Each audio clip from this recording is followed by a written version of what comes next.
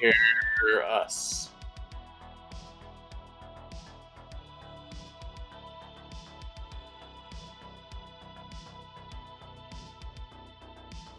We can hear you. Can the audience hear the strange guests?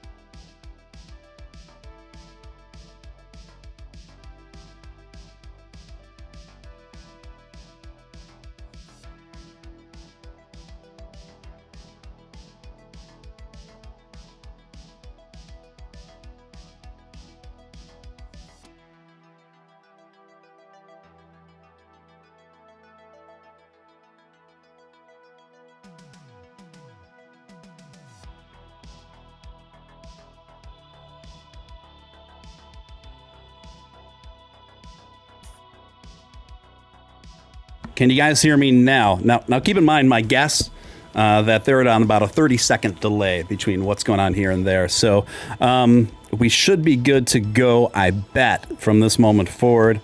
We don't hear you anymore. You guys don't hear me now. That's not good.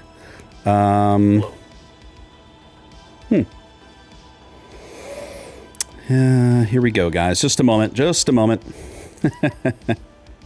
You guys don't hear me? Hello. Come in. Hello. Hello. Yeah. So do you guys hear me now? Do you guys hear me now? Do you guys hear me now? Loud and clear. Now you hear me, but I'm not sure if the audience can hear me.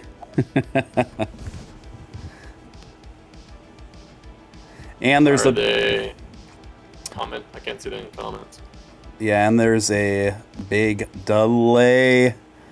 Okay. First time doing this format, guys. Just let me try to troubleshoot this just for a moment. Hello. Can you not hear me? I can hear you. Okay. Yeah. Let's stream part of the streamer trials. Yes. Okay. You guys can hear me. Yeah. Okay. And I think the audience can hear me. Is that correct?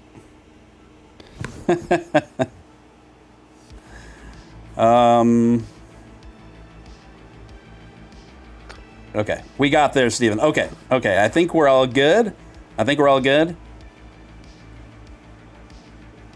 Okay. Waiting to hear feedback from the audience. I think we're all good now. Okay. What's going on, guys? Okay. Can't hear her. She isn't talking, you guys. She isn't talking yet. That's why you can't hear her. Okay. She's muted. Okay. She's muted. Let's see here. So let me make sure everything's firing on. Let's hear ya. All cylinders. Okay. I think we've got things maximized and soothed out as much as we can. Anyway, welcome guys. This is Steven Steele. You are watching Steven Steele Live. My special guests for tonight are Gary Lachance of the Dogecoin Foundation and the creator of Million Doge Disco. Along with him is Julia Love, who is on the core team of Dogecoin Disco. And then also we have a late addition here. It's Mr. David Kemper. Is that it? No, it's Kyle Kemper. But Kyle Kemper. Thank you, Daniel Steele. Okay. Oh, sorry, Steven. No, fair enough. Kyle Kemper coming in. So he was a last minute addition. So it's great to have all of you guys on here tonight. Yeah, we've got a lot to get to tonight. I've got a lot of interesting questions from my interesting guests, and we're just gonna get down to it. You guys will just have to let me know how the audio's coming through. First time we're doing this on this show, so you'll just have to keep us posted on the state of the audio and everything else. So without any further ado, Gary, it's great to have you guys, firstly. Secondly, I just want to just kind of hop into these questions. Your esteemed colleagues can feel free to kind of ad-lib onto some of the responses as I'm feeding you some of these questions. And yeah, so as I say, let's just get down to it, Boppers. Guys, if you feel free to super chat any questions for my guests or myself, we'll field to those to the best of my ability. And yeah, that's obviously hugely appreciated for my time and efforts. So Gary, could you start off by giving us a bit of a background about yourself, how you initially got into Dogecoin in the first place, and mixed up with all this wackiness? So, I guess it all kind of began with the beginning of my filmmaking career. And I was always very frustrated that I wasn't able to use awesome music in my movies because of copyright laws. Like, way back before YouTube or any of that, it was very tricky to create and share films. So that led me down a strong belief in open source and ideally a world without copyrights or any kind of restrictions on creativity and sharing knowledge and culture. And encountered Ron Paul back in 2007 and learned about the Liberty Movement and saw this perfect intersection with that and open source. Just kind of went down this path of decentralization and this being the only way forward for humanity, I believe. Ideally, everything as open source as possible. That led to Bitcoin, which led to meeting the Doge in 2013, and yeah, just the open, decentralized tech and philosophy combined with silliness, community, and good times, I believe, is the best way to heal and unify the world. And here we are today. Yeah, that's great. I love you just coming swinging heavy right out of the gate with big, bold, visionary description. I love it. Someone's saying that we're sounding like Gary's sounding like a robot, but That's normal. but the rest of us, it's something to do with Gary's audio, because Gary, you are sounding robotic on my end, but I'm not sure if the rest of us are coming through. Not that that's bad. I mean, it really does suit your general aesthetic this evening. Slay Blaze coming in with a $10 super chat. Love the new live format and guest tonight. Thank you, Slay Blaze. Appreciate it. Hopefully will be more to come, especially as we work out the kinks going forward. So appreciate your patience while we dial this all in. Thank you so much, Slay Blaze. Josh Randell disavows coming in with the large and in charge Big Doge Energy $20 super chat. Great to see the Steele Army and Doge fam. It's great to see you as well, Josh. You're always just a huge supporter of this particular channel and the Doge community at large. So thank you so much, man. Really, really appreciate it. And thanks so much, guys, for helping to keep my lights on over here. So that's interesting. I love how you talk about the intersection of those things as the source of your inspiration and just an overall vision. And you do, Gary, strike me as kind of an epic and very animated visionary, so to speak, from the first time I spoke with you. So from the when was what was the year? What was the time period where you guys all kind of came across Dogecoin and got into Dogecoin? First, is my mic sounding better? No, you're still sounding like a robot, just a bit more prominently a robot. So it was better before? I think it was more audible before. You still sounded robotic, but more audibly robotic. The monotone is normal. It's a feature, not a bug. So yeah, I discovered Bitcoin in 2011. I guess I didn't even mention. We created this thing called the Decentralized Dance Party, or DDP, where we have hundreds of boomboxes all linked together using a wireless FM transmitter. So we have a starting point, hand them out. Everyone carries them through the city. And everyone is a node in the party network. We're all on the same level, no central stage. So it's kind of a beautiful metaphor for this whole movement. And through that, someone was like, yeah, decentralized dance parties are cool, but have you seen decentralized currency? And then linked me to really Bitcoin video. I was like, oh man, this is it. And then, I guess it was December 2013. My friend showed me Doge. It was actually the guy who started with a paperclip and kept trading until he had a house. Kind of a famous, crazy story from back in the day. He was obsessed, and then we printed out these Doge stickers and put them on all the boom boxes. And my house was just full of boom boxes and Doge staring back at me, and we were just laughing for days and days, and we're like, something about this face, like this never gets old. And then the price took off, and they were sending the Jamaican bobsled team to the Olympics, NASCAR and all that, and we did Camp Doge at Burning Man in 2014, and it's just like, it's never gotten old. And the community is just growing and getting stronger, and yeah, it's just resonating with amazing people like Elon and my compatriots here. And yeah, honestly, all jokes aside, I think this is the ideal mascot under which the world can unite. I love it. Accomplish great things. I love it. So when I hear you explain that, Gary, the first thing that comes to mind is there was a significant period of time that lasted for years wherein there was simply just wasn't much action at all with Dogecoin after 2014-ish, and its market value or activity. Did you remain active behind the scenes during that interim between, let's say, 2014 and when Dogecoin really started making a huge revival almost a year ago in market value and media attention? Or is that kind of a chapter in your life back in 13 or 14 that you kind of filed away and didn't expect to see a revival in it?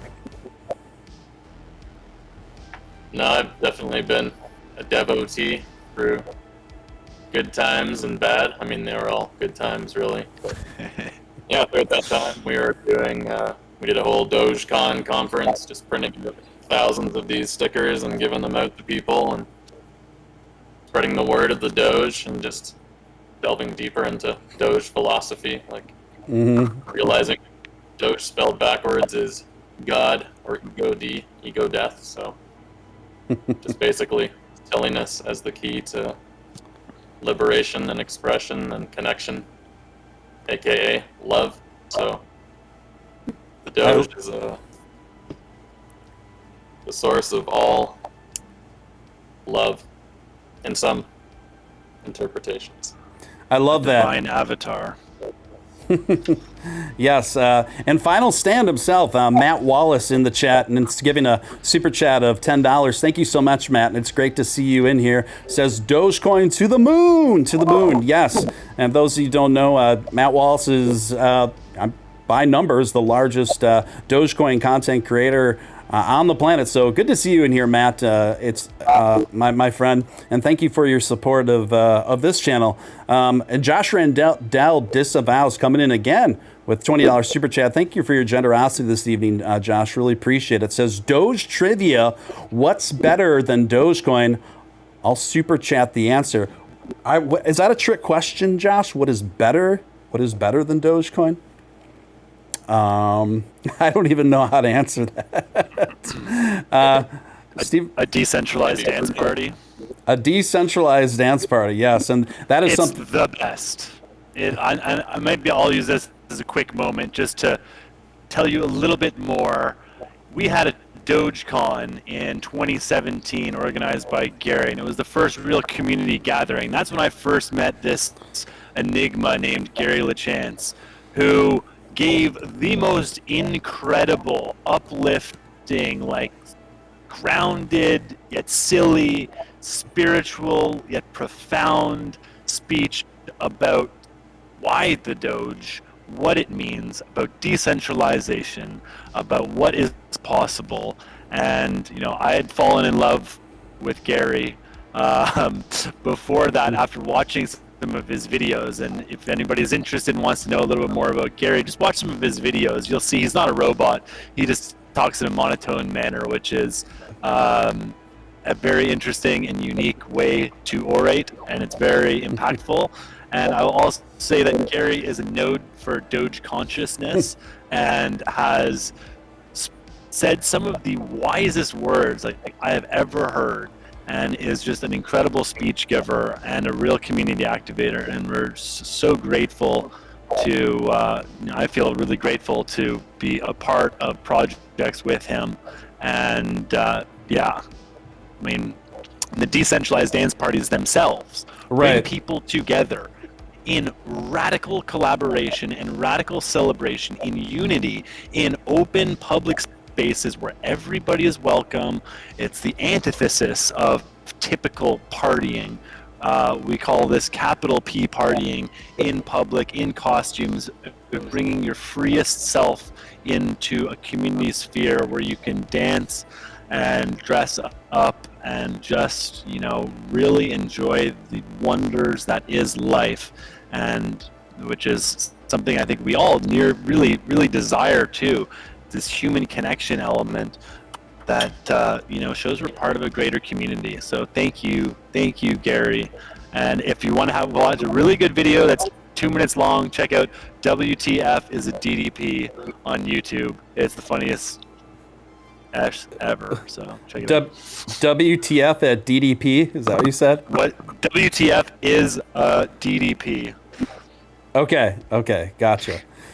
And while you guys were talking there, I googled robotic voices Discord audio, and this is a common issue with people. Yeah, I'm seeing some prominent search results for it, but I'm still trying to remedy it on my end. This would be a good time for me to have an assistant for such things, but we'll just carry on. Honestly, it kind of... Keep those super tips coming, guys, and we'll get an assistant for the next one. Who else we got here? Josh Riddell, thank you so much again. Guys, there's only 2 acceptable answers. Nothing and more Dogecoin. I love it. Thank you so much, guys. And thank you, Josh. Appreciate it. And thanks for hanging in with some of the technical difficulties. But Dogebot voice, yes, we got the Dogebot voices. I'm apparently, I think, the only one without a Dogebot voice. The only person we have yet to test to see if they do have a Dogebot voice is the lovely Julia Love. Julia, how about you introduce yourself and let us know how you came across these wild warriors. Ooh, okay, so here's the test. Am I also a robot? I think we're good. Probably so. So, came across Gary. I feel like kind of the universe was working in a weird way. I have a lot of the similar beliefs, but we had not crossed paths due to being on opposite ends of North America. And I also believe in decentralization, open source ethos, very Dogely concerns with the world.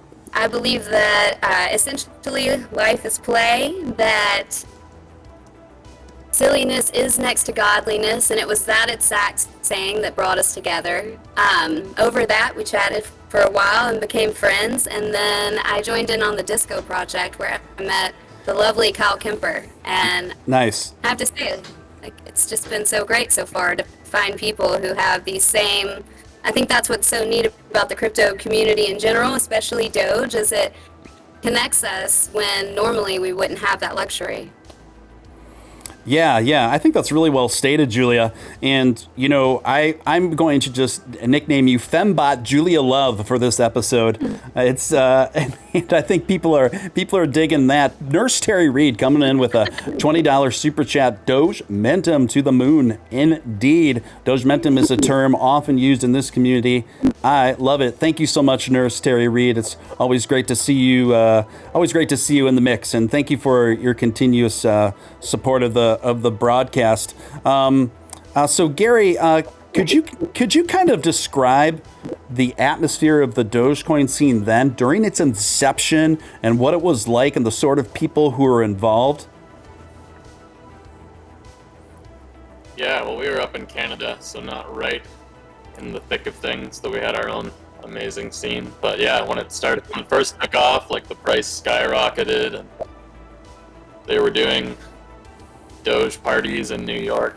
Good buddy Scott Vibin, he created that giant paper mache Doge head. They put it on the Wall Street Bull. Yeah, there was tons of energy. I guess things sort of subsided a bit 2014, 15, but yeah. It was a great time. That's back the coin market cap chart. I think I had like 10 coins on it back then. It's crazy to look back at the images, the market caps, but yeah, it was a lot of fun and a lot of excitement, and it's great that everything is still just as fun and exciting all these years later, and Doge is going stronger than ever. Yeah. And Gary, you go ahead. And apparently Gary, it's... Go ahead, Gary. I didn't mean to interrupt you. I saw one story. It says it's the number 2 most recognized crypto after Bitcoin. It's even ahead of Ethereum. Just so recognized and beloved. And Awesome. pretty awesome. So Gary, you know, you became a Dogecoin investor way back then too, correct? That is correct. Yeah, so what prompted you to actually invest in dog money back in 2013? Did you see its potential beyond just a meme coin project back then? Think back. I mean, I was just like completely sold on it and completely obsessed.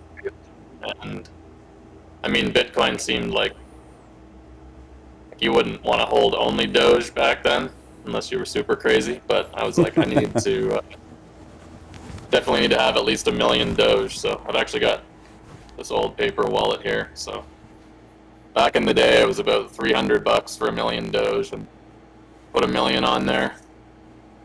2014 or 15, and held on to it ever since, and it went a lot higher, and that's what we've been using to fund the 1 million Doge Disco, and idea is to give it all away to the community and hopefully kickstart that whole spirit of giving and gifting once again. So it's not on here anymore. It's now in a safe Swiss custodial wallet. But yeah, it always, I mean, with an open source project, like, it's all about the branding and the community. Like, that's what sets it apart. Like Bitcoin, Ethereum, Doge, they all have super strong, dedicated, committed communities that are going to help it to develop and just talk about it endlessly and create all the memes. So definitely it's... Yeah, exactly. And like, you know, the Bitcoin community became like, you know, really enamored in price and finance and greed, you know, in about like 2014, 2015, it really became that. And Doge was like, you know, leveraging, using the same technology, just a straight fork of Bitcoin with a different monetary policy, but a community that was based on silliness and based on giving and based on memes and funny things. So like that, those were like the real kind of roots of it. When everything was getting so serial with Bitcoin, it's like Doge wasn't, so it was play. And now Doge, like, you know, it's gone.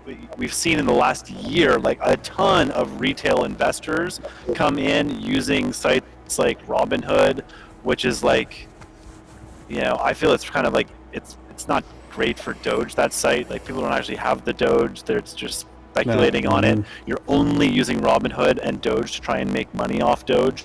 When a lot of the ethos of the early community of Doge wasn't even about money. It was about like giving and sharing and appreciating content. Like there like massive amounts of Doge was flying around as tips within the Reddit community.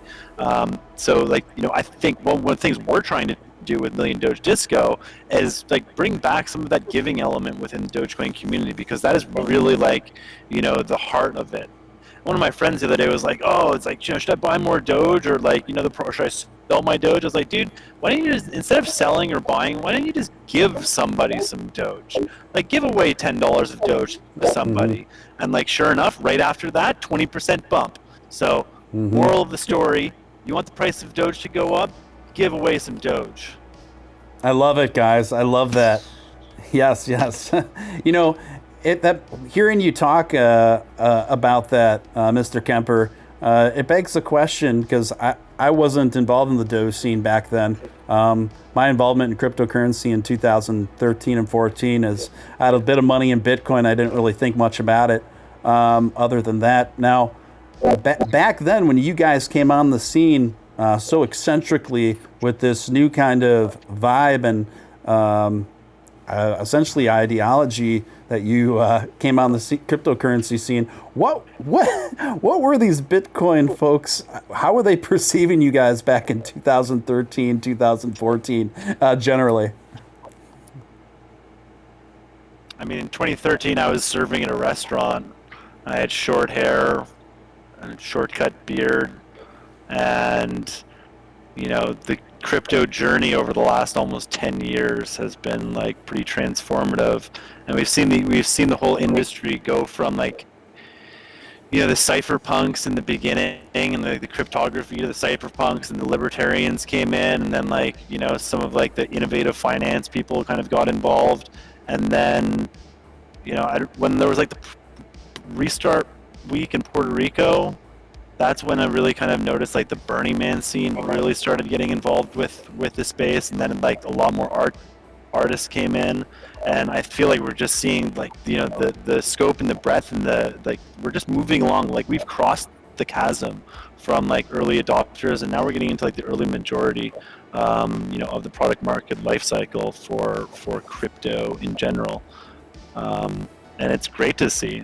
But I think we've all gone through like, you know, our own little transitions, you know, through the thing. And there's been a whole bunch of learning. I mean, that's a great thing about this space, is you can just keep learning and learning and learning, because there's so much to it, from economics to policy to micro to macro to geo.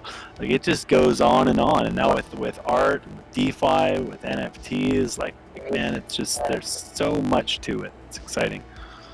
That's awesome. That's awesome. It's been interesting to see kind of like the transformation of thoughts around it, because Gary and I were talking about the other day.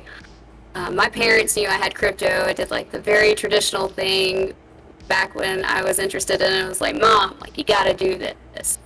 They thought I was crazy. And then this year they were like, they set me down at the dinner table and told me like, Julia, you've got to sell it's time.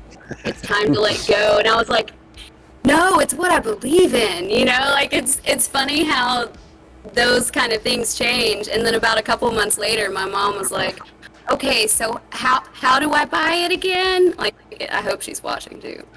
But those kind of thought processes change, and you learn how to speak to people about it. And instead of like having to talk to people about it anymore, people are interested in talking about it with us, which has been a huge change for me in the crypto world, and I'm sure for Gary and Kyle as well. Yeah, right on. You know, speaking of which, Julia, how did you initially become involved in Dogecoin and in the first place, and what was the time scope about there? Well, I was in Bitcoin for a while before that. First, I was found out about it serving as well. Kyle, one of my friends was DCAing into Bitcoin back in 2013, and we went over to their house and logged on to the Silk Road and kind of checked that out, and I just thought it was incredible. And I grew up in a just very rural kind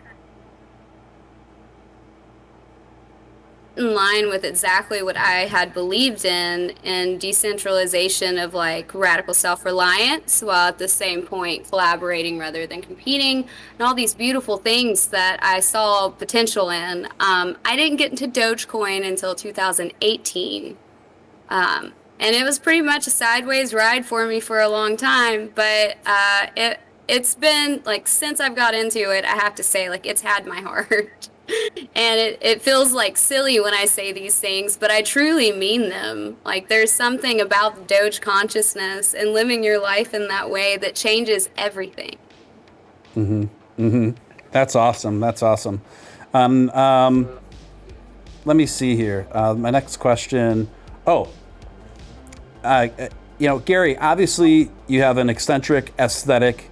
It really reminds me of 80s movie montages mixed with some futuristic Mad Max kind of vibes. What are your general inspirations aesthetically?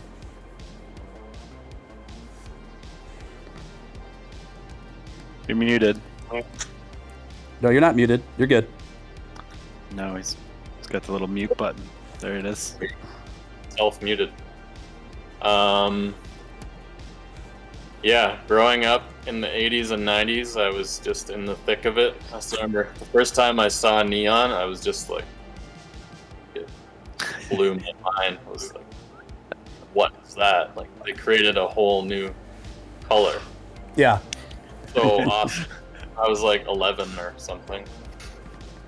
I was just, all I wanted was everything neon and, all the hilarious, like the 80s was the best. It was just so ostentatious and bright and fun and silly and just wacky, and it's like why would you wear dark clothes unless it was out of fear or a desire to blend in? And like that's no fun.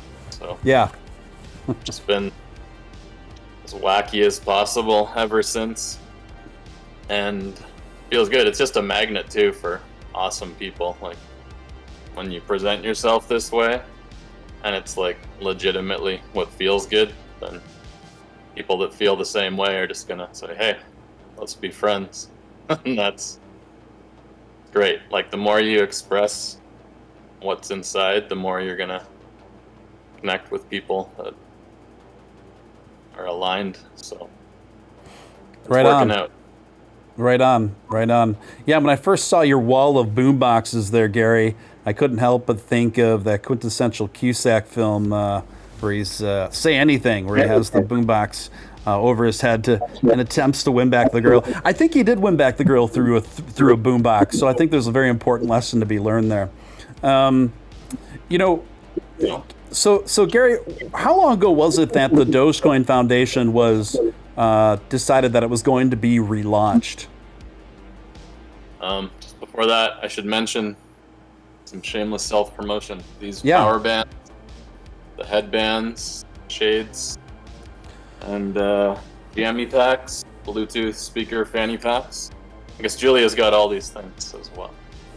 She models them much more nicely than I. Yeah, we've got a clothing line we're launching called Doge.fashion, where if these things look good, you can acquire them.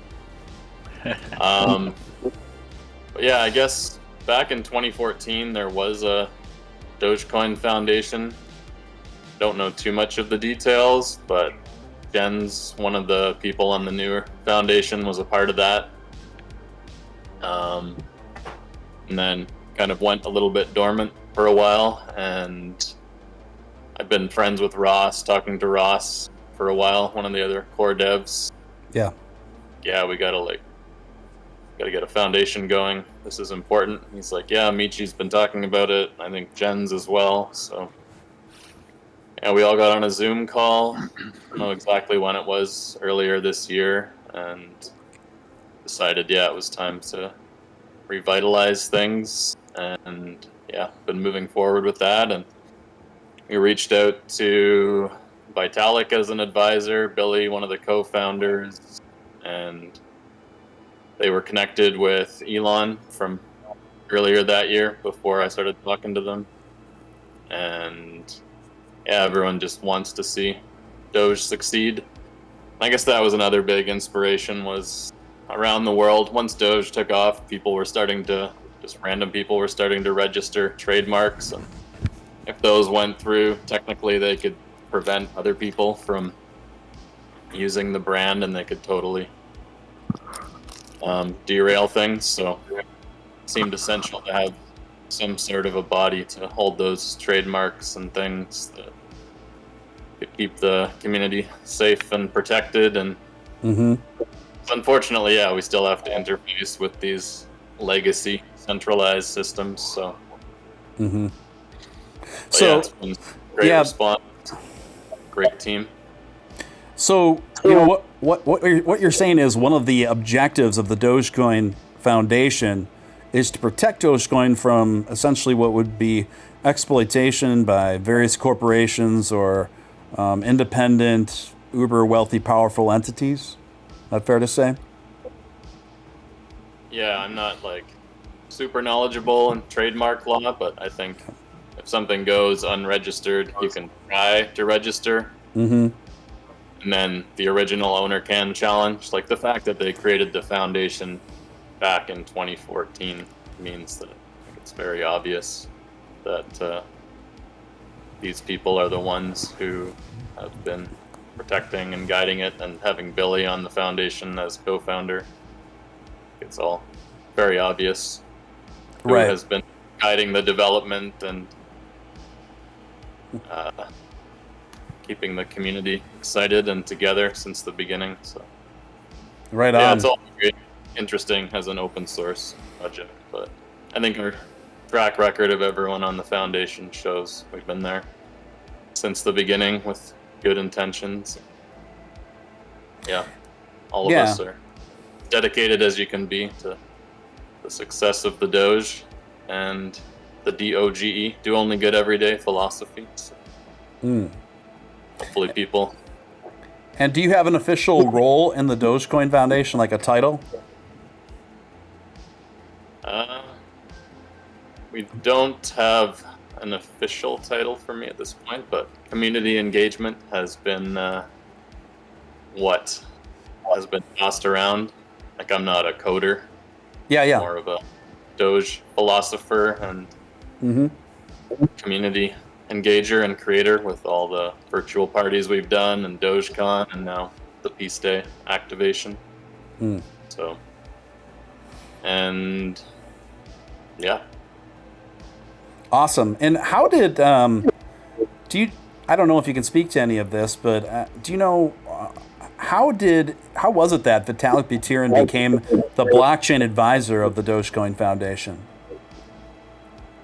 So actually, I met him at this CoinFest conference here back in 2014.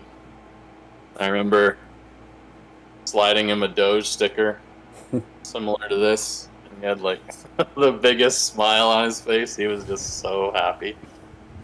So he's always been a Doge. He's always resonated, and I'm sure if you followed him, he's core open source philosophy. He's only in it to better the world, and I think he's as disappointed as me or anyone else with the tribalism and bad vibes and things. So he just loves everything to do with the Doge, and everyone on the foundation, and I think probably pretty much everyone in the crypto community respects him and respects his wisdom. And we reached out to him. We're like, hey, would you like to be an advisor if we have any questions? Because everything he's done too with Ethereum and the Ethereum Foundation, guiding all of that, just tons of wisdom and insight. And it's I'd be happy to and help make sure everything's up. Yeah, right on. Speaking of that, Vitalik has recently expressed that he would like to see Doge become proof of stake soon, and even perhaps using the Ethereum code. Do you know if this is an endeavor actively being looked at or pursued? At this point, we're still just getting everything established, and there's no immediate plans for anything like that. Well, the immediate plan is to get the fees down. That's something that's been working on, is paying one Doge, was set back in the day when didn't really mean anything, but now it's actually expensive and it's not as fun. So I think the plan is it's going to be what, 1% or 0.1% the fee of what it is now. I think it's 1/1000th or 1/100th. I think it's variable. I don't remember the exact details, but the top priority significantly down. It's like we're cheaper than like Bitcoin Cash territory for transaction fees, which Doge has real utility. Like it is friggin' awesome. And it is like, one of the illusions that I've always kind of used is like, Bitcoin could be like, the gold, and I would say Litecoin was like the silver. I don't really think that anymore, but then Dogecoin is like copper, but cuter. So it really has a lot of appeal. And when you give somebody like one of these stickers, like I've got like a Bitcoin sticker and one of these stickers, like, hey kids, which one do you want? Like Doge, like 99% of the time Doge, like you show that to anybody, they're like, oh, that's cute, is that your dog? So I get that one sometimes, but the kids know what it is, and then they're like, oh yeah, Dogecoin, yeah, I've heard about that. Should I buy it? Will I make money off it? Well, it's like at least by getting it and trying it and using it, like you will understand how crypto and blockchain works. And Doge is exactly like Bitcoin. So it's not like you're buying some total just outstart Binance Smart Chain or ERC20 token. Like it is pure Bitcoin. It's its own chain. It's an autonomous chain. And the use case is very similar to Bitcoin. And before you can start introducing like noobs to Shibe token or whatever, all these other crazy ones, like you really need to understand the fundamentals. And I think that's where Dogecoin is a fantastic currency to start somebody off with the journey, teach them the basics, and forever they will have a strong love for the Doge. Yeah, and to further that, I believe in paying in Dogecoin and gifting in Dogecoin, and you'd be surprised. So things like my yard guy, I was talking to him, he let me know that he knew a little bit about Doge, and I asked him if I could start just paying him that way from now on. And that's a great way to just put it out into the community, and it gives them the ability to pay someone with it, to pass it on in the same way. And then I think gifting is one of the more fun ways. I love that Kyle mentioned it earlier, because it takes the heaviness off of worrying, like, am I going to lose money off of this? Or, you don't think of it as an investment anymore. It becomes a whole different thing that you get to learn about and play with, and maybe fall in love with it like I did. So it's neat to see that happen with people. I love the concept of giving Doge. That's awesome. And obviously that's been a very one of the clear kind of aspects and tenets, as I understand, of Dogecoin culture from the beginning. Is that fair to say, Gary? Oh yeah. Yeah, that's the only problem with the price going up, is that the fees have gone up as well. So I really hope anyone who's operating a node or any miners out there, the drive right now is to update everyone's clients so we can get the fees lowered ASAP. And that's pretty cool, where as far as I understand it, the miners, they make the majority on their rewards, not the transaction fees. So there's definitely a high incentive there to lower the fees and just get more people using it and giving it, and then everyone will benefit. So yeah, the goal is definitely to make it the people's currency and see what happens. I mean, Ethereum still has to prove proof of stake once that transition is made. Yeah, Miles G. Good to see you, Miles G Investments, another content creator, Doge-centric content creator. Coming with a $5 super chat. When will the Doge fee reduction code be fully live and integrated? Can anyone answer to that?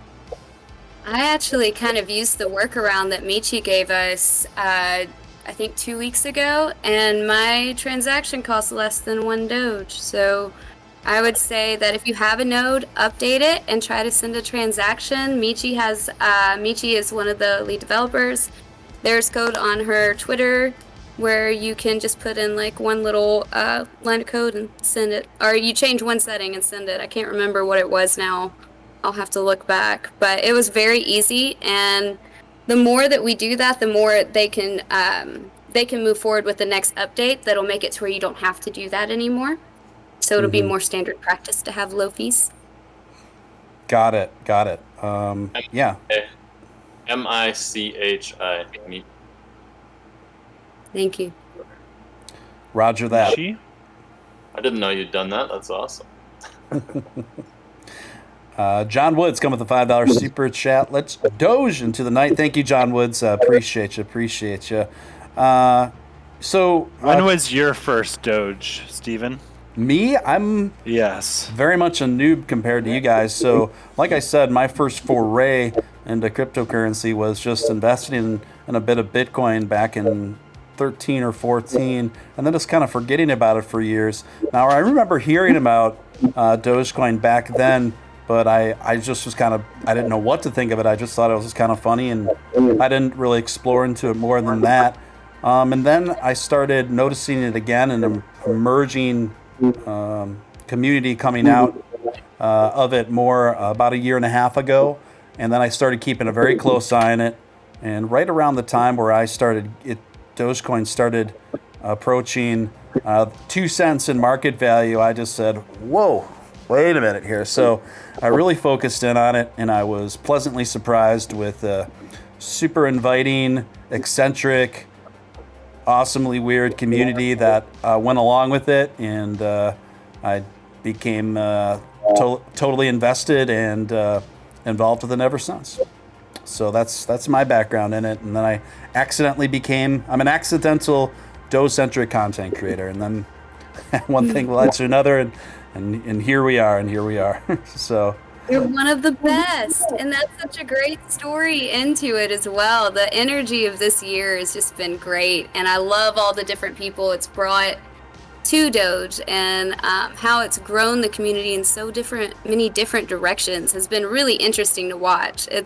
It's a lot different than it was last year, but at the same point, I'm excited to see where it goes from here. And I think just like as a call to action, the more we maintain Doge as relevant, like what you do all the time, Steven, with your streams, the more we do that with memes, being silly, with absurdity, with throwing awesome dance parties, talking about it, giving someone a sticker, paying for it. Like, these are things that keeps it around, and it's what sets it apart. It's what's made it successful so far, you know? Are you guys ready? Oh, I don't know about that. No other crypto is fun, and you can't really code for that. What do you got? Oh, nice. Very improvement. Very improvement. Much wow. Such wow. Very nice. I love the upgrade, Mr. Kemper. Kind of just an unrelated question to each of you guys. What is one of your favorite 80s films? Gary, go first, then Julia, and then Mr. Kemper. Julia and I agree on Ghostbusters being one of the absolute best. Yeah, I'd agree. It's up there. Particularly Mick Moranis' performance in Ghostbusters is just that scene unparalleled. When they go to the apartment, he's like, "This is Barb and Earl or whatever." He's like, "They own a small carpet cleaning company and receivership." He's just like sharing all their private info. That is friggin' hilarious. It's just like genius.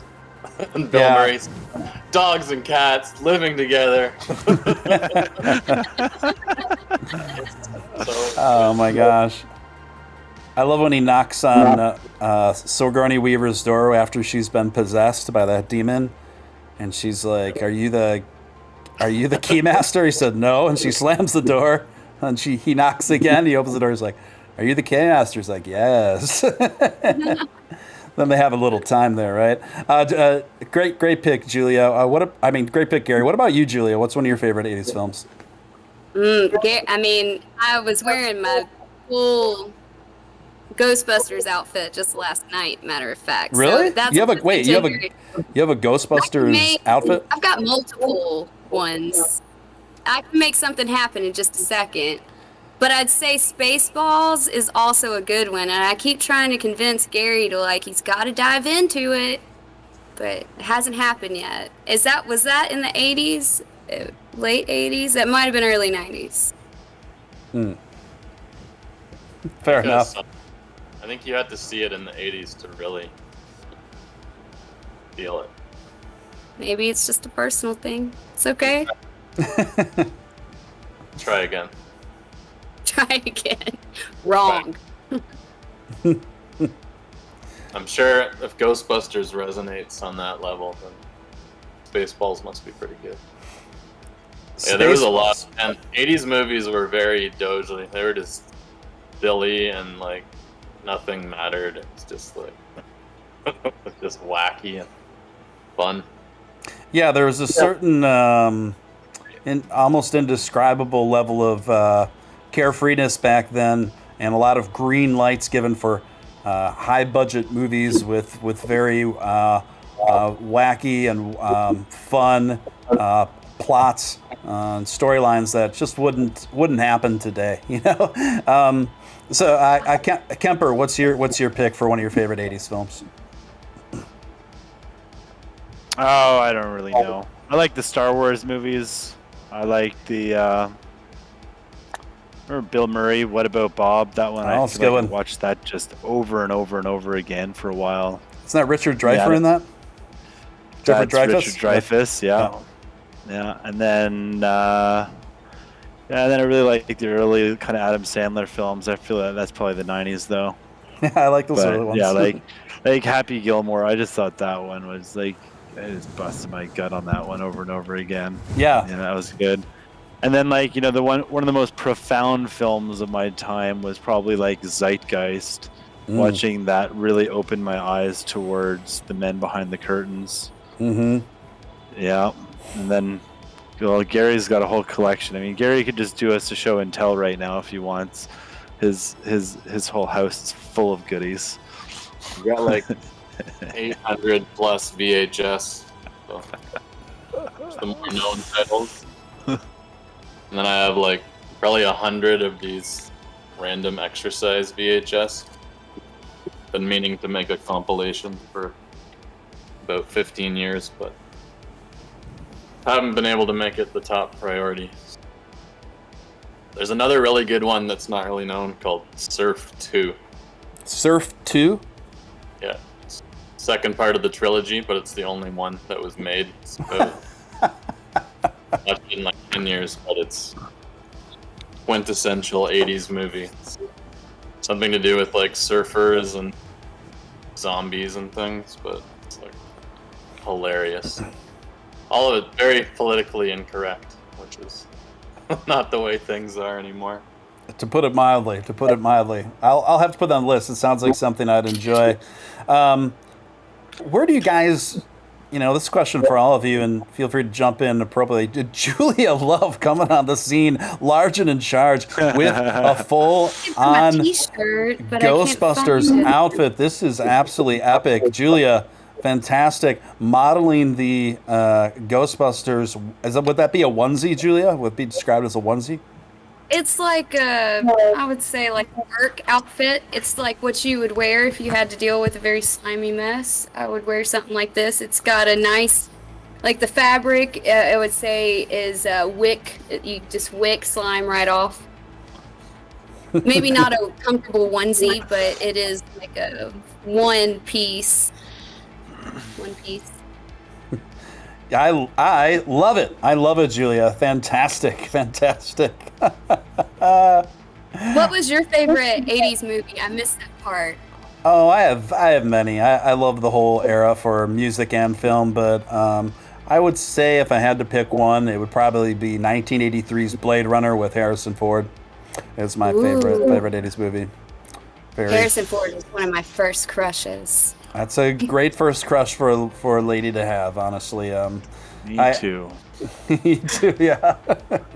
Yeah, that's a fantastic film, and I think the reason that film didn't do very well in the box office is because it came out the same summer as E.T. So I think E.T. ended up crowding out a lot of the attention that would have gone to that film. You guys are funny in the chat. So, all right, in looking at other things too, like there's Top Gun. I mean, that was a total classic. Loved that one. Bill and Ted's Excellent Adventure. That one, like, you know, what a movie that was. Inspiring. If only we had classes like that. And now I feel like I live in San Dimas as well. So, and I've been to water parks around here, and it's true, they are awesome. So. That's great, man. I love Bill and Ted's Excellent Adventure. I remember getting the soundtrack when that first came out when I was a kid and just being super stoked. The Lost Boys, someone said in chat, that's also one of my favorite 80s movies. I love the Lost Boys. We did a ladies' night Lost Boys movie run recently. Yeah. They just don't make movies like they did in the 80s anymore. Now it's all like fancy propaganda and CGI. It's too much. Yeah, it's too much. It's kind of like it's very difficult to find any entertainment these days that's not have some sort of heavily handed sense of, I don't know how to describe it, but social engineering intertwined with it. Do you guys get that vibe? Well, especially from like, you know, the big Hollywood labels too, which like, you know, control the box office. Because, you know, any four schmucks can come together now and create a 2-hour video of themselves and punch it out for the whole world to see, which is awesome. But there's, you know, we're just in so much content land. But yeah, the main channels are absolutely just brainwash city. Like, dun-um. Yeah. We have decentralized media alternatives now. Like, I haven't watched a movie out of Hollywood in years. Like, with the way the world is, like we're living in a movie. Like, why would you want to? Every day I'm just on YouTube, like trying to keep up with all the craziness, and don't need no fiction. It looks like the gears are turning in your head, Julia. I beg to differ. What's going on? I think these days, and it's not short of propaganda, but sometimes you can get a really good kids movie, like the third Despicable Me with the what's his name from South Park was one of the characters, and hilarious. Like, absurdity like that I can appreciate, but it's not easy to find. It isn't, and I don't watch many movies, so I can't speak highly upon it, but that's the place to look, in my opinion. Yeah, there's definitely some great children's programming. There's also some insidious children's programming too, which you got to be careful of with the kids, because I don't know, you have kids, Steven? Probably. Probably. All right. Well, not a definitely. Don't let them just watch anything. I know with my kids, they sometimes you stumble into they stumble into things, and gotta be careful. So much information out there. Like, when I was growing up, during my childhood years, there was no internet. Now it's just like full access to anything. Yeah. A big 3-year-olds know like what Wi-Fi is. Yeah, it's crazy, man.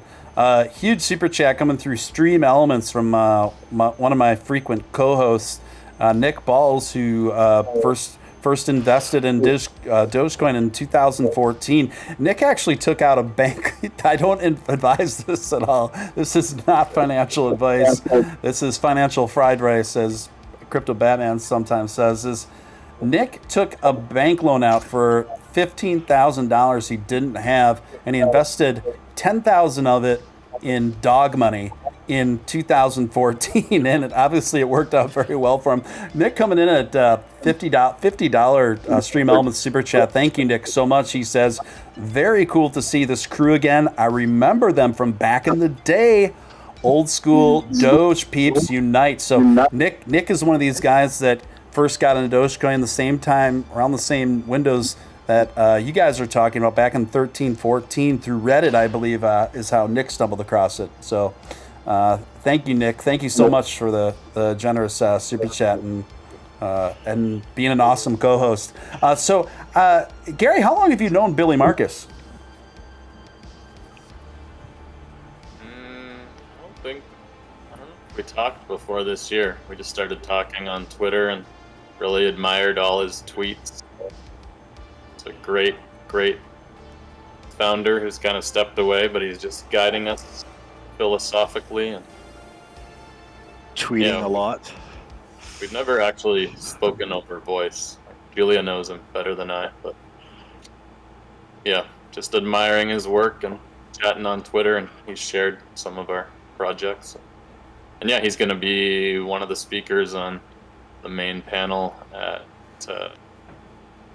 World Peace Day coming up Awesome. Tuesday. So this is a great time to segue into that World Peace Day. This is something created, conceived by you, right, Gary? So yeah, for the last 4 years, we've been doing party activations on World Peace Day, September 21st. And it got a little crazy with the pandemic last year, so it was mixed reality, like virtual and physical. And we're doing a similar thing again this year. We've got this open source mapping software called Sparkleverse, where you can build camps and events. They just used it for virtual Burning Man. So we're going to have different rooms and NFT art galleries and like hangout zones and all kinds of cool activations. We're getting people around the world as peace nodes doing Dogely deeds and beaming in, and kind of an awesome test run for the concept, and hopefully everyone from the Doge community will show up. Yeah. Awesome. So that's this Tuesday coming up, correct? Yes. Okay. This awesome. Tuesday, and there's a link to, what's the link, Gary? You have an easy link for it? Dogedisco.com. You'll find everything you need right there. And we're kicking the day off with a decentralized State of the Union address too. So we're going to have a bunch of amazing speakers talking not specifically on Doge, but on decentralization, unity, and world peace, and talking about a myriad of different topics. So it should be a very silly and thought-provoking, and a couple hours, followed by a DDP, Doge Disco party, or Decentralized Dance Party. Julia will be our inspiration. Pretty sure. Right on. So she will be the Doge Disco dance ambassador. Ooh, that's a good title. I think I'll trade my title in. I like that one, Steven. DDDA. But yeah, we got 9 hours of awesome programming. Billy, members of the Doge Foundation. Hopefully Vitalik's going to come out. Wow. Maybe special guests. Right on. Super a lot of really amazing luminaries that may not have heard, but should have. And the parties are super fun too, because it's a Zoom party, so like we encourage everybody to put on costumes and set up their space, and then we highlight a bunch of different people all the time. So, and Gary just has the greatest tracks to play that keep the vibration high, and I think it is the power of music is not discussed enough these days, and it is very uplifting, and it is high vibration. So by coming together, albeit in a virtual setting, but you can also invite your friends over and set it up and connect it to a high-powered speaker and basically turn your house into a club. It's awesome. And I put my handle in the chat, and I'll get it on our normal Doge Disco Twitter as well. I'll post, if you like my Dogely background, I have a bunch of them, or the Doge Disco does, and we'll make sure you have those, and then you can see where if you would like to tip, which you don't have to tip me right now, but just showing that you can do this with OBS, you can put your wallet code on there. And there are tips that go around during these dance parties for people who participate and have a good time. So I encourage you to check that out. I'll be posting those links probably this weekend. And it'll be a lot of fun between the panel. It's kind of going to be that event where you hear the things that matter when it comes to Dogecoin, and you're listening to the people who are the leaders in the community. You're listening to people that maybe you haven't heard before, but have been in this community for quite some time, and they have a lot of knowledge that I'm excited to hear about it. So I think that if there's anything you come to in the next couple weeks, you should definitely at least tune into this. Nice. Well stated. I guess my next question for you, Gary, is if you had to explain, let's say, if you could explain it in the simplest terms, how the average person can participate in World Peace Day this Tuesday, what will those instructions be? Well, you could participate very simply by just going out and doing acts of Dogely goodness. So that could be some of the suggestions we've had are like doing a beach cleanup or a park cleanup, or you could start a community garden or just like public dance party. Sky's the limit for anything like that. Anything that's done with just the intention of making someone else's day, and ideally with music as a key component. So Bluetooth speakers, whatever you can to elevate the vibe. Another way to get involved would be just joining the Sparkleverse and Zoom parties and just meeting new friends at this thing. We got a really cool technology as well called Ozo, where it's kind of like spatial chat. So you can just have really cool conversations with anyone who's there off to the side. And yeah, I think this stuff is very valuable and essential in these crazy times where there's so much dissociation, and a lot of people, like we got a bunch of friends in Australia beaming in, they're just like stuck in their homes. I've been for months. It's nice that we can offer some good vibes to people in those situations. Nice. But, and I'm gonna get to a couple of these super chats, Gary, but I want to pick up where you left off there. Mr. X, good to see you, Mr. X, coming in with the $5 super chat. Awesome show, Mr. Steele. Thank you again. Thank you, Mr. X, for your continued support of the show. Josh Rangel disavows. Thank you again, my friend, coming in the generous $20 super chat. Thank you, Josh. Much appreciated. I'm struggling against an insanely overpowered edible tonight, but still am having a great time on the stream. Take it easy, my friend. Deep breaths. Was going to ask about Julia's background, but you all beat me to it. Were people?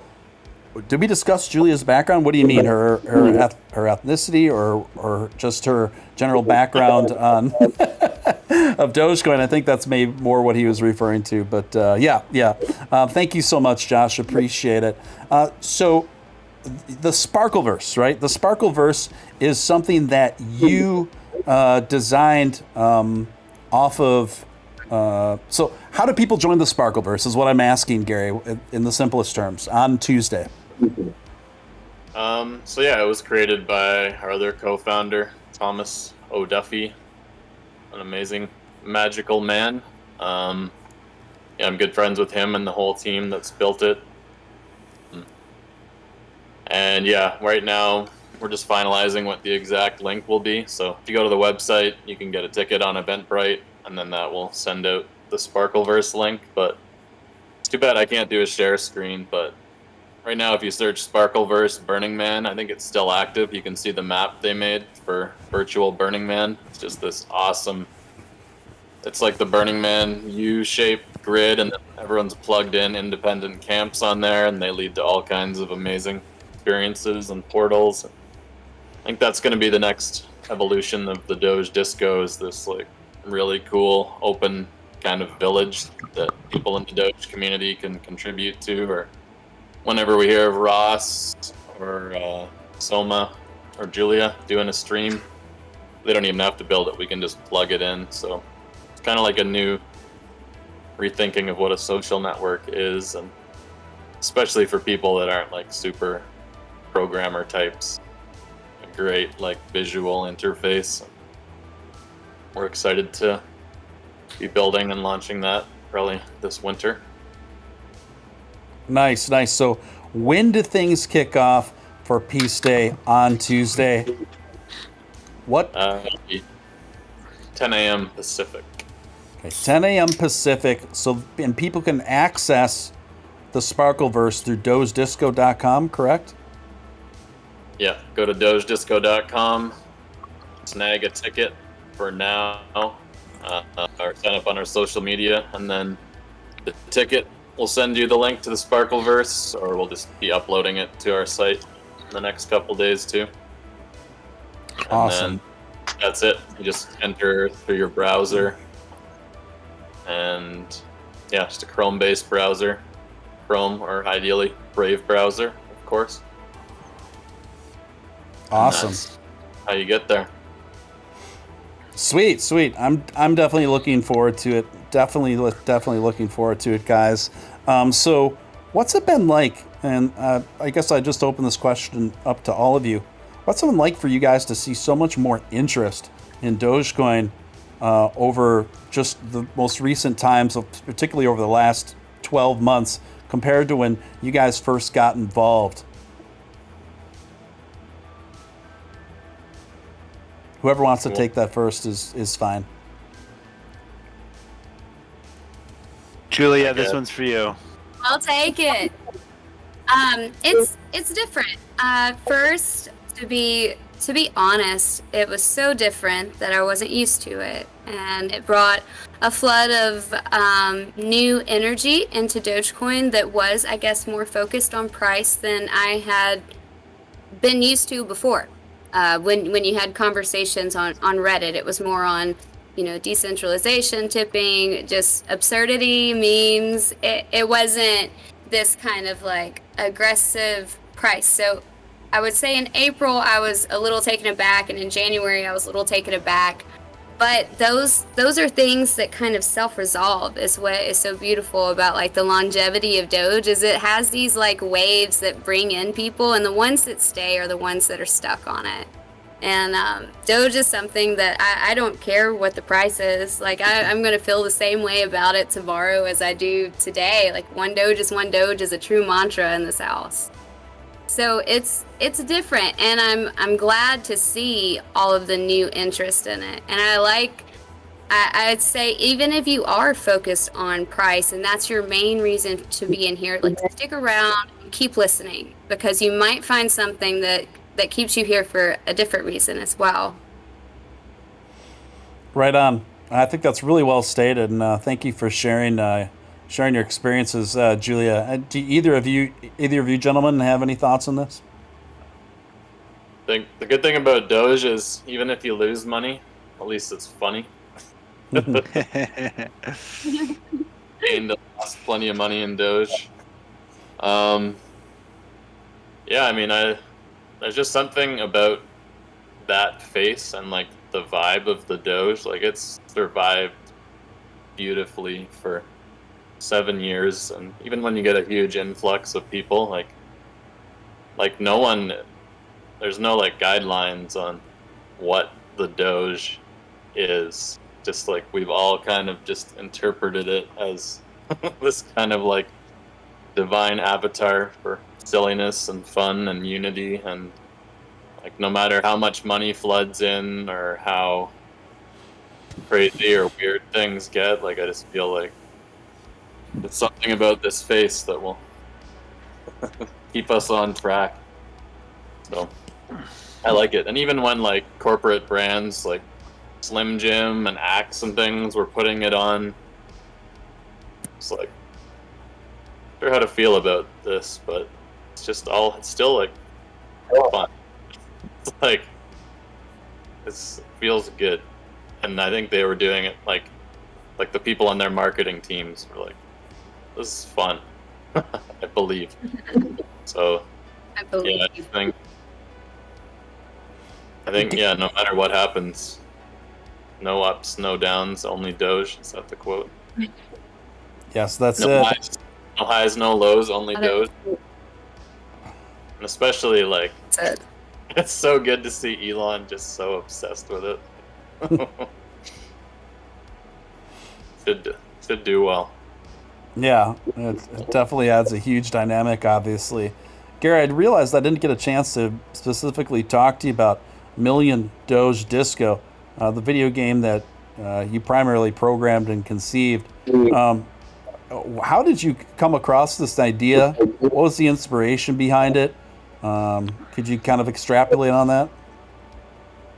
Yeah, so with the DDP, our ultimate objective has always been to host a simultaneous global dance party and win the Nobel Peace Prize for partying. And we've been trying to figure out how to get there for the last 12 years. And I saw Pokemon Go. I was like, oh man, if we could combine Pokemon Go plus the Harlem Shake dance virality plus some kind of crypto incentivization, like that's how it would work. And then this year with NFTs coming out, and I was trying to figure out how to create these peace bonds to fund this whole operation, and then connected with this company called Block V, and they were doing NFTs and augmented reality for the last few years.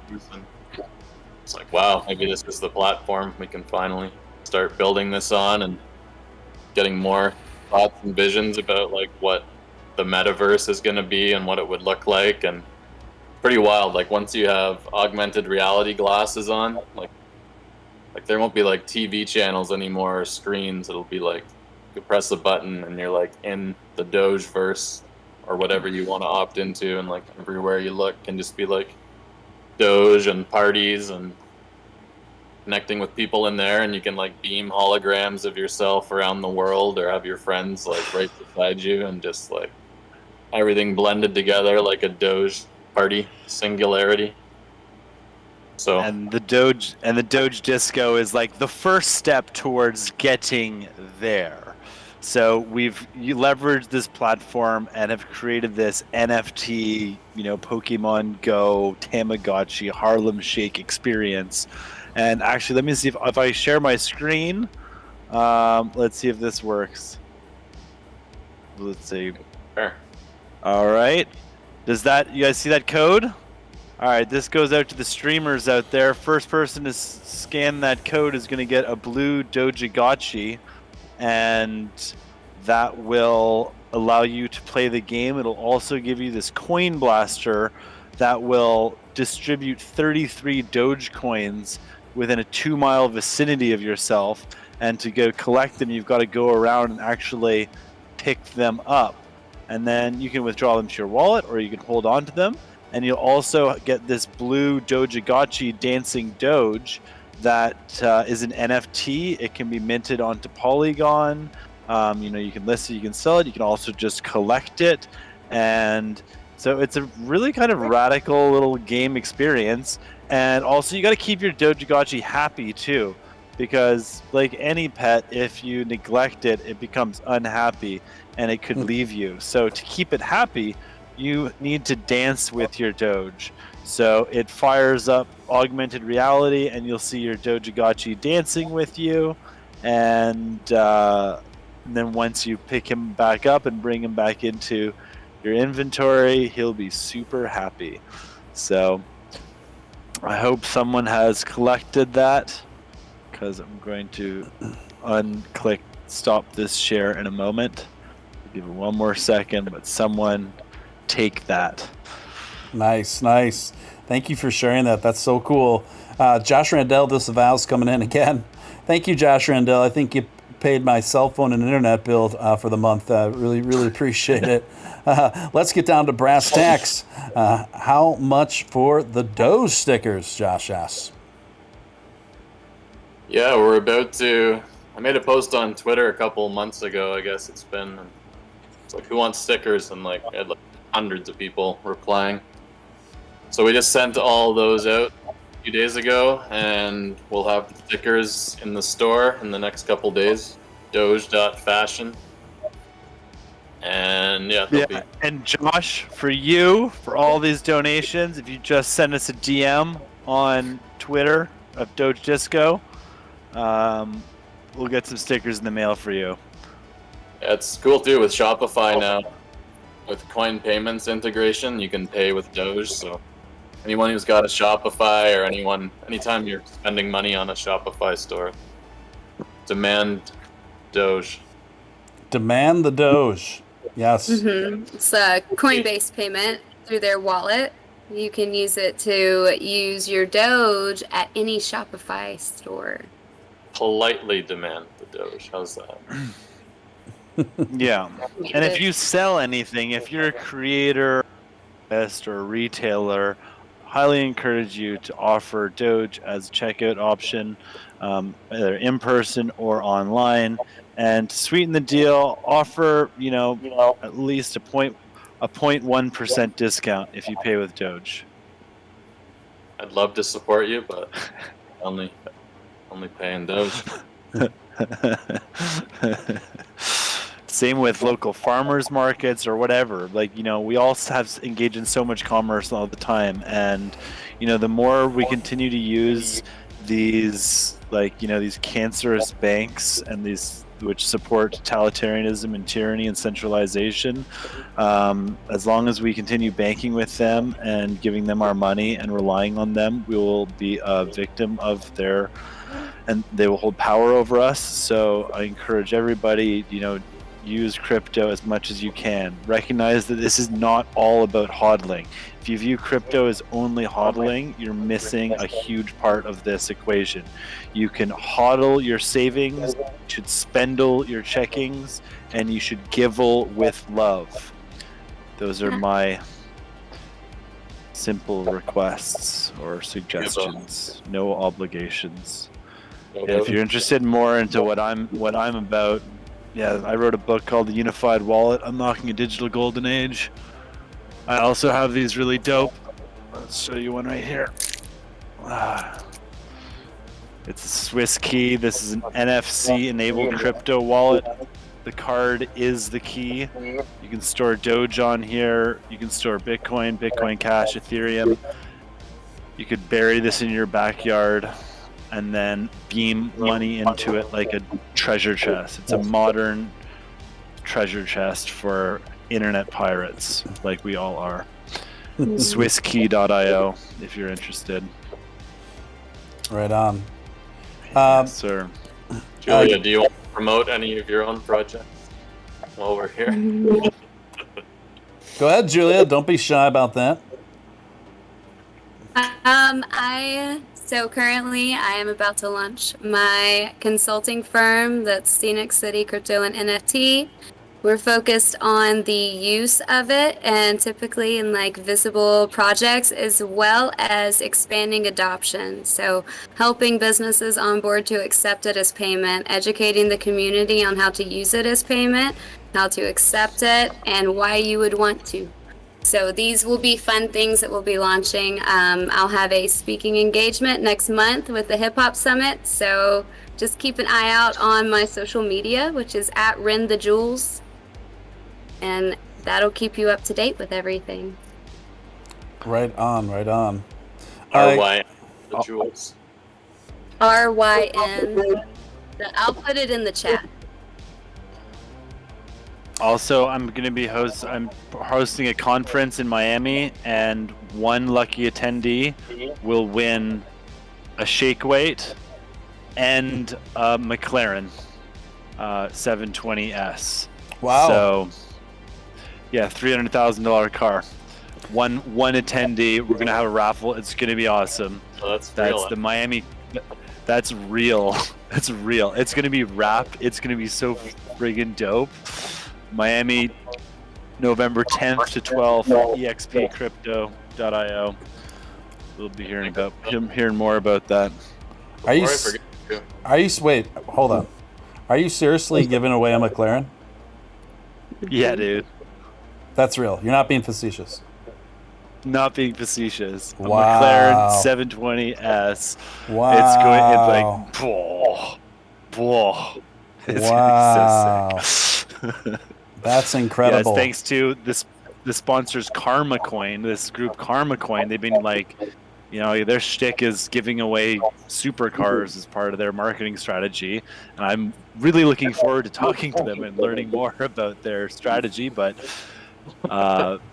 this is this wild, wonderful world we're living in where these radical ideas are taking place. And yeah, one attendee is going to be winning that. And if you go to contest.expcrypto.io, you can enter to win free tickets. We got some free Ross Gold bars that we're giving away too. We're not gold, silver bars. And even a VIP experience package with a flight and hotel room, a whole bunch of stuff. And we're also going to have a 3D scanner too. So this is where it kind of mixes world, what Gary was talking about being able to see yourself and project yourself into the metaverse. So we're going to have an immersive scanner that you go in, and we'll be able to create an NFT of yourself. Wow. And then have it in your wallet basically immediately. So it should be pretty exciting. Yeah, this is the. Is that the LiDAR, or is that beyond? It's like a It's more like- in-depth. I don't know. It's like a 12K super spun up photo apparatus that's going to, scan you. But we're also going to put art in it too and scan the art. And I think those scanners plus NFTs and the 3D NFTs that are around too. This is really how we can create metaversal representations of physical things and start creating that bridge. And then with this Block V platform that we've been working on, we have the ability to not think about the metaverse as a separate space, but actually just a layer on our existing reality. So augmented reality metaverse. Plus we're also going to have a virtual world too, where you'll also be able to see all that stuff. So I don't know, there's lots of exciting stuff happening in this world. Yeah, apparently that is phenomenal. So just one last time to recap on that, how can folks get involved or in that competition, that event that you're just described? Yeah, so if you go to contest.expcrypto.com or .io or EXP Crypto. It's the Miami Crypto Experience. So expcrypto.io or miamicryptoexperience.com. You'll see there's a contest. You can learn more about it. We're looking for awesome people to host workshops. So it's not going to be like a talkie kind of conference where it's all just speakers projecting on an audience, but actually having some more engaging workshops. And also, I don't know, these organizers, my co-organizers are wild too. So we've penned a deal with the Bare Knuckle Fighting Championship. So in the main hall on the Friday night, we're going to be having a Bare Knuckle Fighting Championship. It's the new UFC. And it's been declared the safest combat sport because people generally get knocked out really fast. And as opposed to boxing, where you just get your head beat down all night long. So that's also going to be part of it. Wow, that's wild, man. And if Gary can get in there, maybe we'll be able to throw a DDP into the mix too.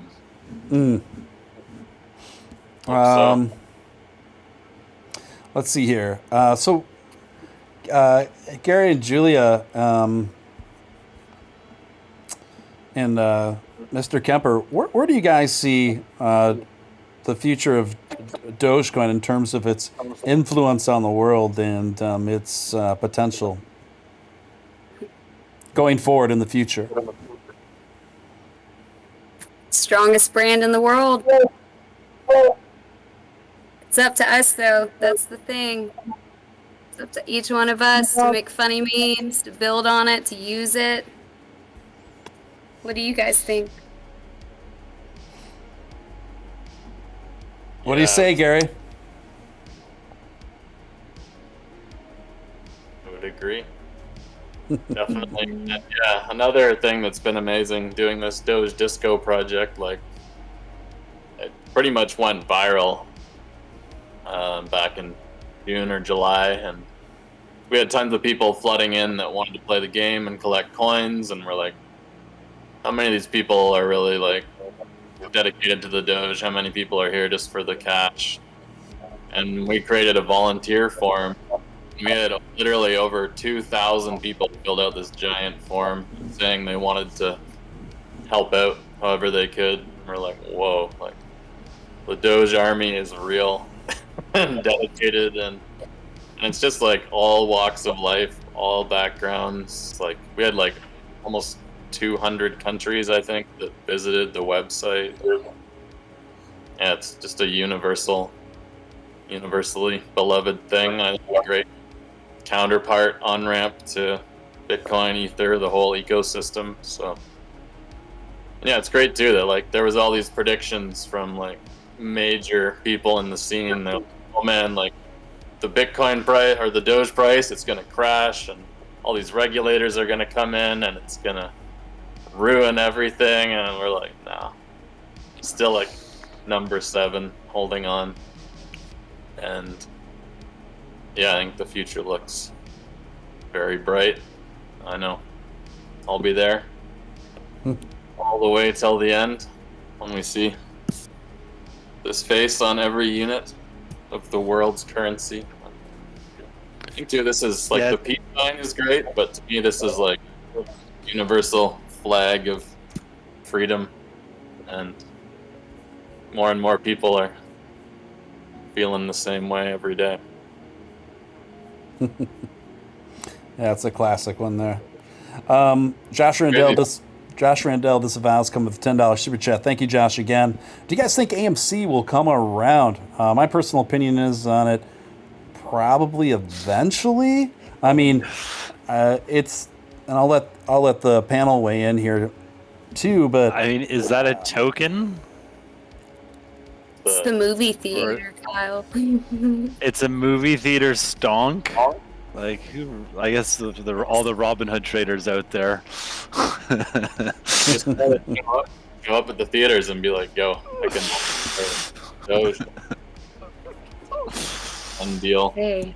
I'd like to see a passport system where, like, you need to show a Doge before entering. Yeah, like that. To answer your question more specifically, Josh, I think I'm not sure. I mean, it's going to go one of two ways, but I think one thing inevitably will happen is the CEO of AMC is going to realize that that hardly anybody is going to be purchasing anything with Bitcoin. That's for certain. As far as Litecoin and Bitcoin Cash, I don't know hardly anyone that uses Bitcoin Cash. Litecoin, I mean, it's there. It's obviously one of the foundations of Dogecoin, but in terms of popularity and volume, can't compare it to Doge. So I think that the CEO of AMC is going to be a bit underwhelmed with the decisions that he's made thus far in not accepting Dogecoin as part of his lineup, his cryptocurrency lineup that he accepts. I don't know if you guys have anything else to add on that. I didn't even know they were accepting it, but I mean, I feel like that's, I'll say Bitcoin Cash. I like Bitcoin Cash. It's good. It's cheap as chips to send around. It works. It's cool. Like, Bitcoin's great too. Like, they're all great. It's been really interesting to see, like, a lot of, like, the hardcores, like, in all the camps being like, oh, like, they're so, it's so, like, hurt by Doge's, like, rep I'm like, oh, it's so dumb. It's like, and even I went to the Bitcoin Miami conference where we launched. Oh wow, that was intense. where we launched the Doge Disco.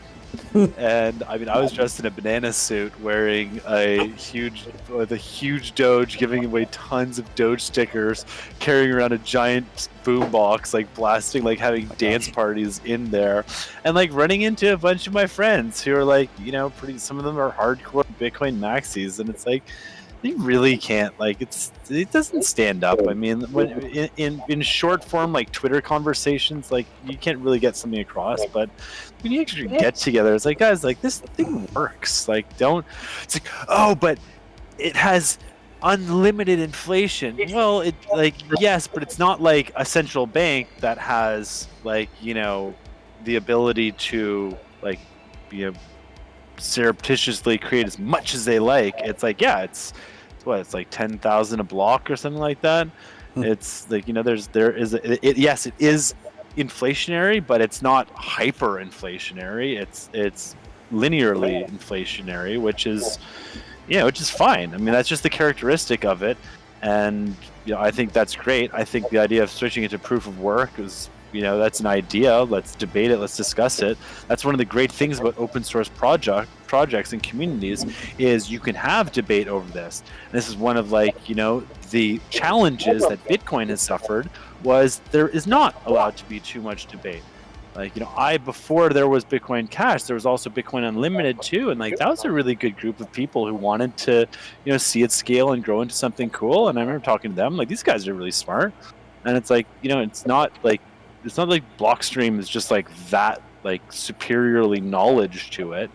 They just have their approach to it, and there's a lot of big people behind it, and like, cool, if you really are into Bitcoin like nothing else, great, do it. If you're into Dogecoin, awesome, it's more fun, it's cuter, just as secure. Yeah, and I would say, if you want someone to accept it, start using it as payment. Like, that's the easiest way to get people to accept it, is to use it as currency. People don't like to leave money on the table.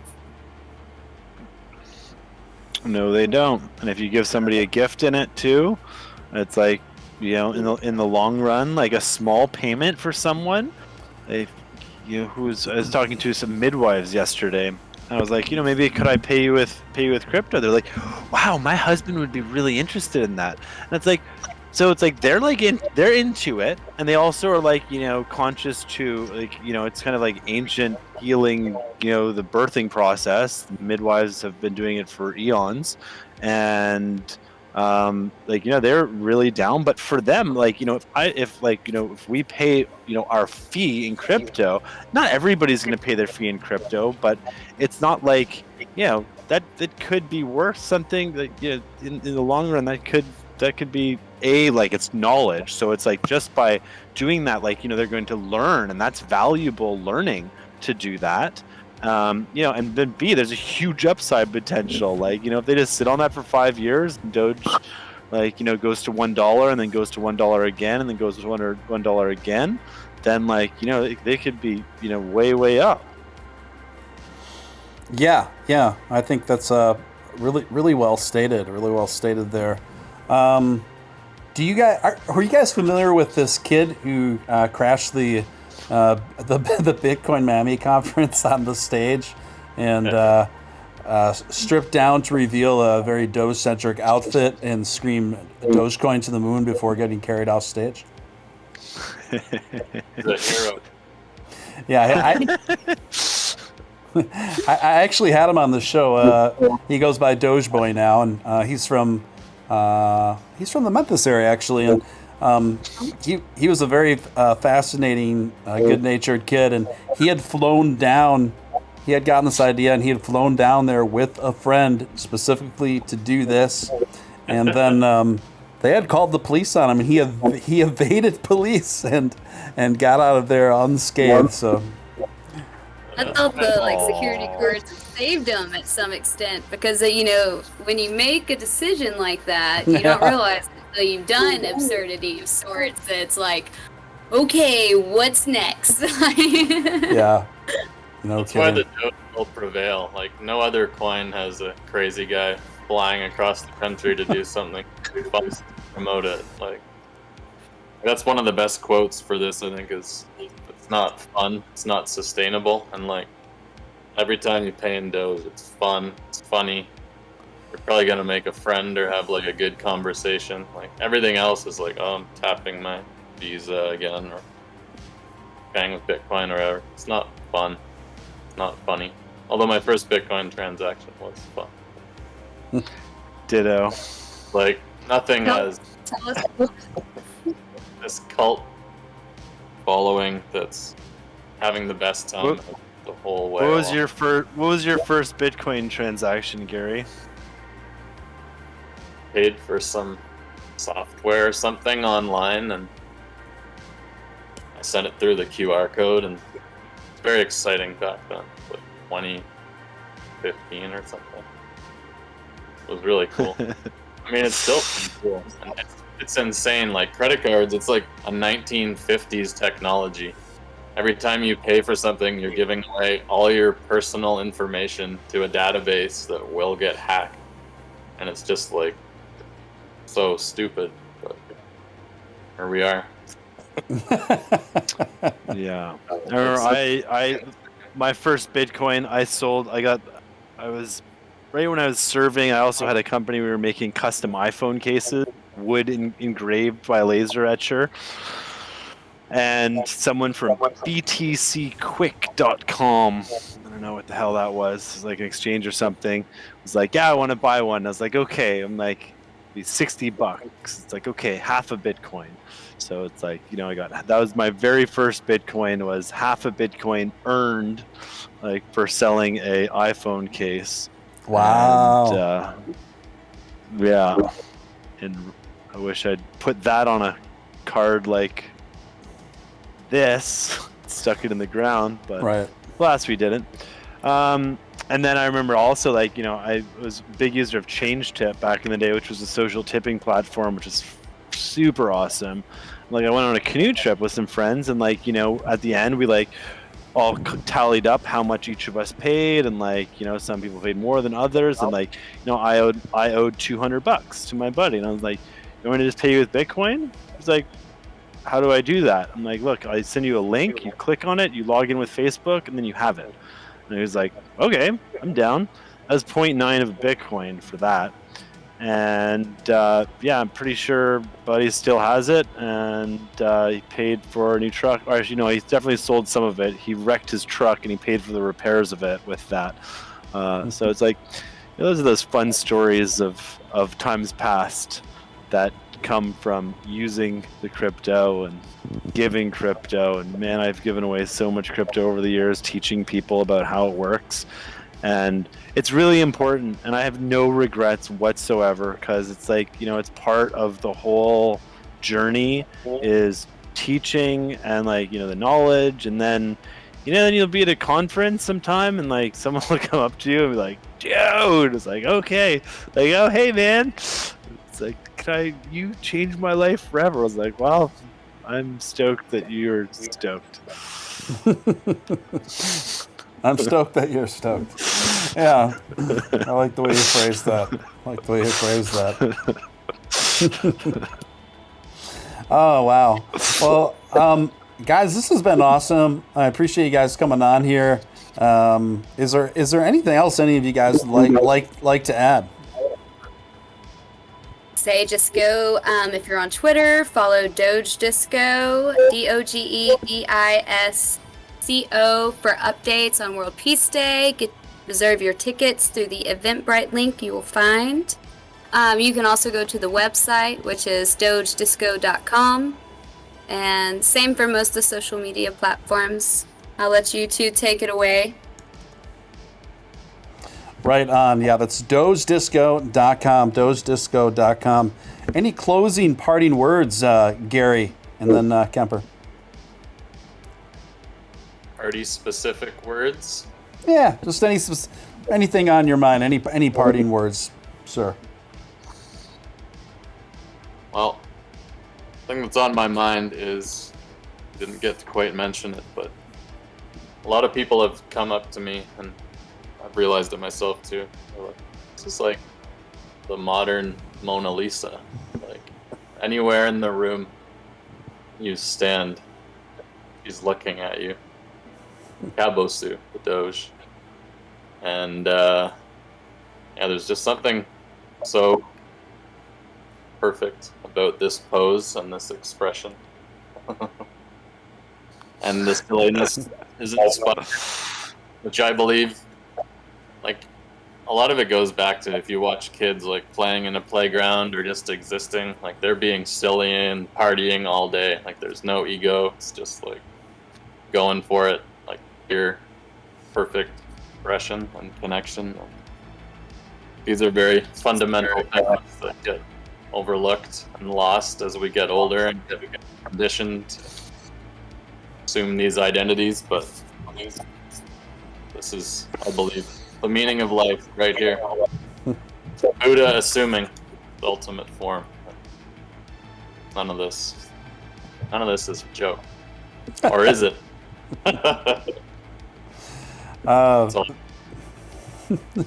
Very good, Gary. Thank you. Any parting words, Mr. Kemper? Thank you.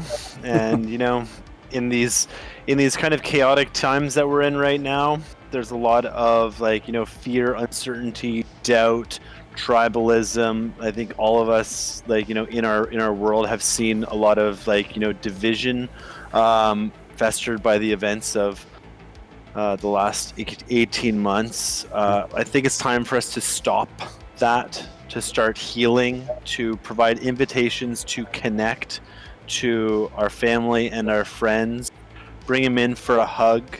Let's not fear ourselves. Let's be humans. Let's recognize our divinity. Let's not allow authority to control us.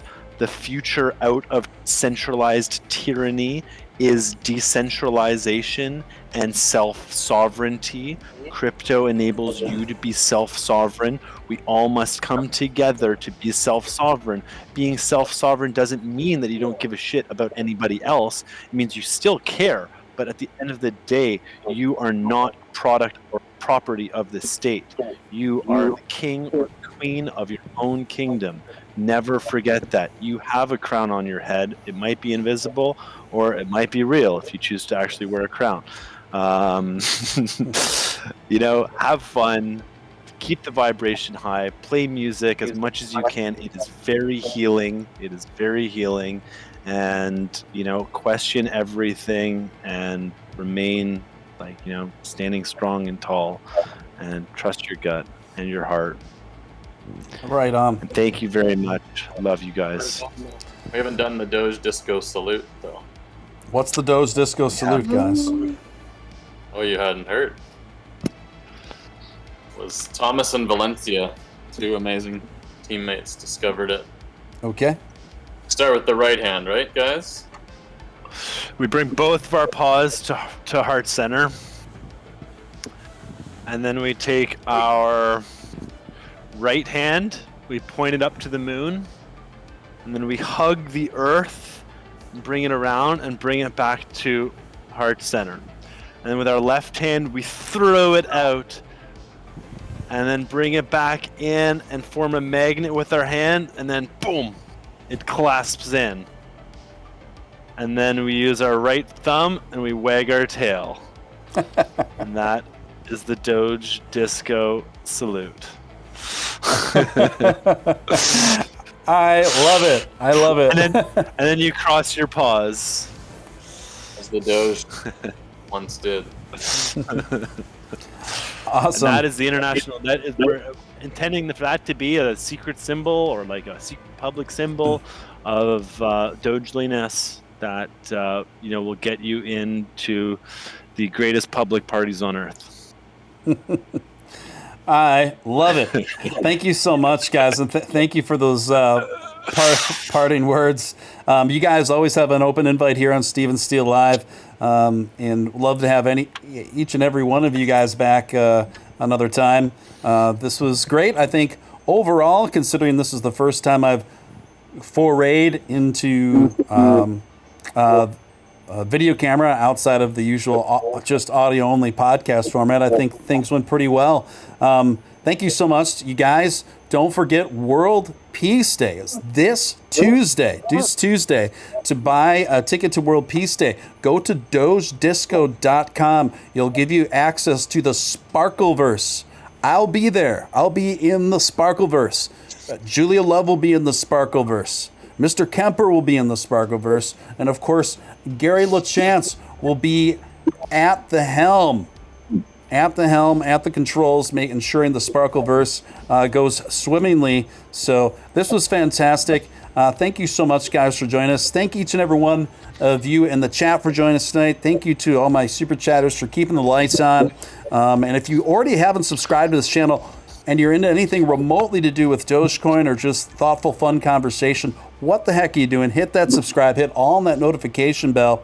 Until next time, this is Steven Steele and Gary Lachance and Mr. Kemper and the lovely Julia Love, wishing you all the best.